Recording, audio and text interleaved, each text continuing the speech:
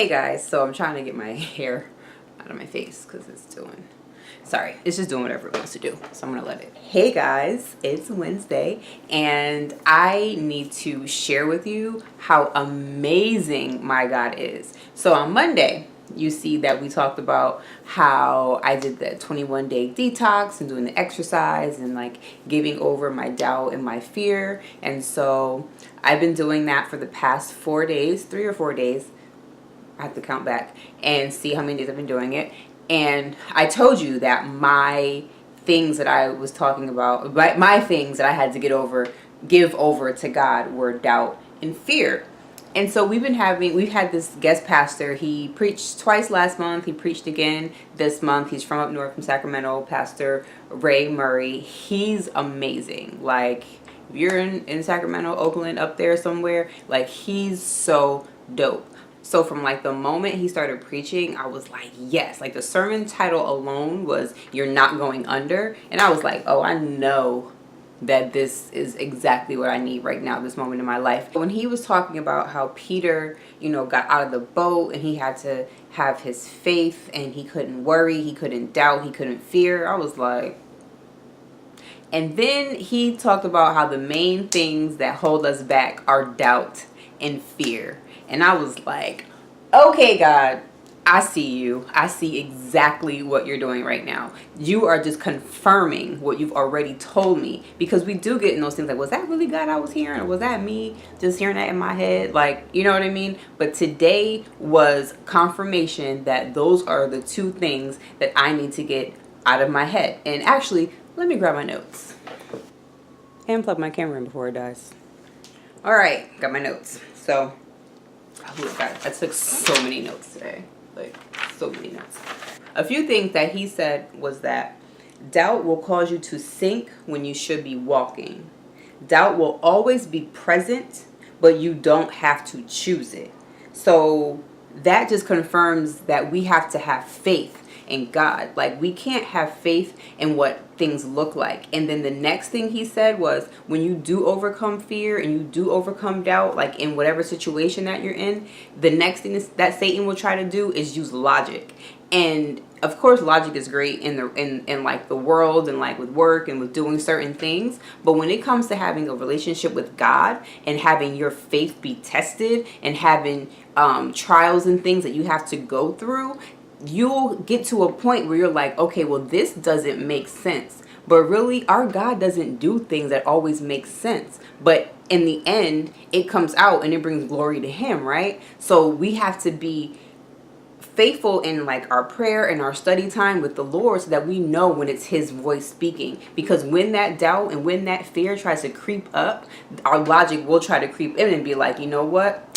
Well, what you need to do is X, Y, Z. So when God tells you to do F, Q, and W, it's like, that doesn't make sense, God. But guess what? To God, it does make sense because you have to do things that are unordinary to get to a place where you are extraordinary. I didn't mean to rhyme that, but those are the two words that came to my mind. But you can't keep doing the same things and expecting to get a different result. So we have to go to a different place and a different depth with the Lord in order to get what it is that he has for us. So just the fact that, like, if I didn't get anything else from today's sermon, it's confirmation that my God is real, because there's no way. I don't know Pastor Murray. I've seen him the 3 times at church and I've said, hello, Pastor Murray, and that's it. There's no way that he would know that those were the 2 things that I needed confirmation for, but my God knew. So he was like, you know what? I'm a bless my daughter today, and I'm gonna let her know that that was me speaking to her. That was me telling her that those are the things that she needs to give over to me and that I will take care of. So today was just amazing because I just if you don't know God, if you have never like given your life to Christ, if you have never dedicated your life to Christ, if you have never confirmed that he died and rose for you again, I implore you to get to know him. Like, before you do the baptism, before you do the declarations, just get to know who he is as a man. And when you know who he is as a man, you will understand. Like, there's no way the pastor could have known that I needed to hear that word today, but God knew. Like, it was such a confirmation to the point where, you know, when someone's listening to you, they lean a little forward. That means they're really like engaging in your conversation. Like, I couldn't lean any more forward to hear what it was that he had to say. Like, and as he was preaching, I was like ready for the altar call. Like, yes, Lord, like this, like I just needed this. Because there are a lot of times where, especially when you're in leadership, like you're always on the lookout and making sure, like, and even when I go to prayer before service, I always pray for the needs of the people to be met and for leadership, for our eyes to be open to see like who needs a prayer, a touch, a hug, you know, things like that. But there are times where we need that too. And I needed that today, but I didn't need it from a person. I needed it directly from my Father in heaven. Like, I know people, they don't believe in God, and you might be watching this because you watch my hair, my beauty videos or my health videos, and you didn't even know. Well, you have to know because I mention Jesus all the time. But you might not know that I'm a believer. But so you might just be watching this. But he is so magnificent. Like, there's no other relationship that you can have with a person that can give you the fulfillment that the Lord can. So a lot of times when we're looking and we're searching for things, and we're searching for material things, we're searching for tangible things that we can touch, like our Father in heaven, he is there. And I know people don't believe, and people will, you know, have their own idea. They believe that Christianity was brought over by the white man and this and that, whatever that they believe.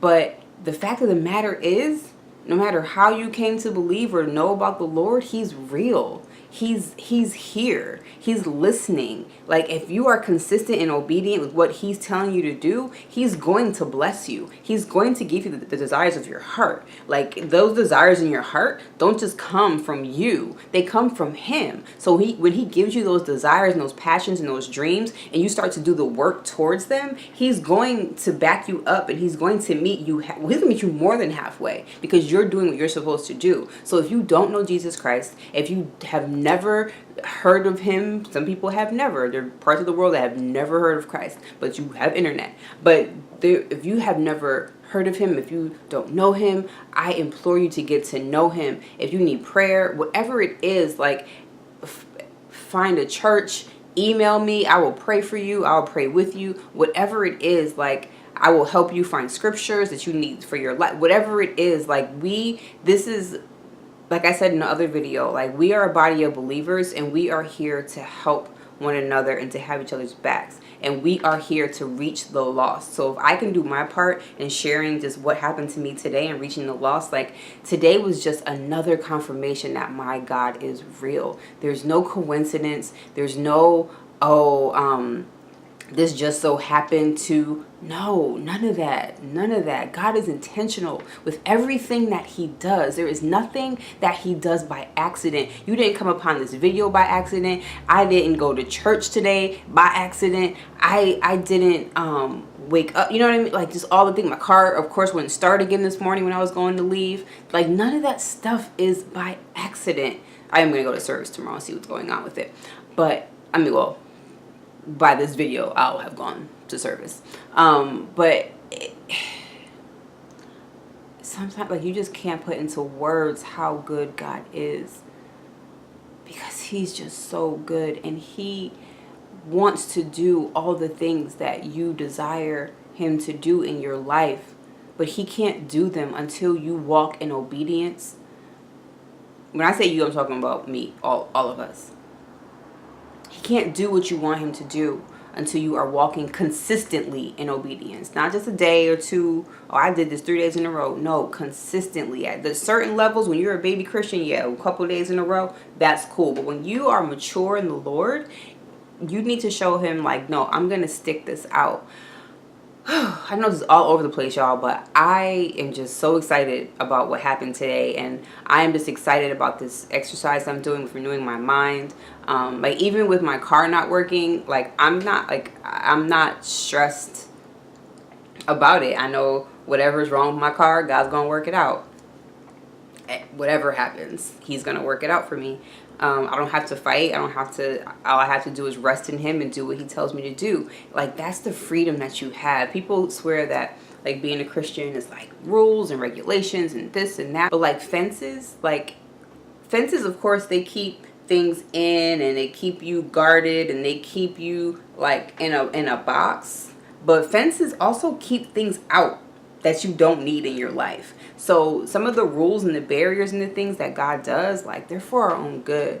But you have to get to know him first to even understand and enjoy that freedom. So yeah, today was just confirmation that he is alive, a living and real God. He's here to listen, to protect, to confirm. He's here to comfort. That's what he's here for. So I hope you all have a very blessed day. I really hope that if you have any questions, please email me. I don't know how people get my email on this. I guess this is here. It's in YouTube somewhere. Some people just have it. People have emailed me before about things, so I guess it's connected to my YouTube account somehow. So feel free. Yeah. I don't know why I keep doing those singing things. I keep doing that, and I keep saying "get this party started." No, in my beauty videos. So yeah, just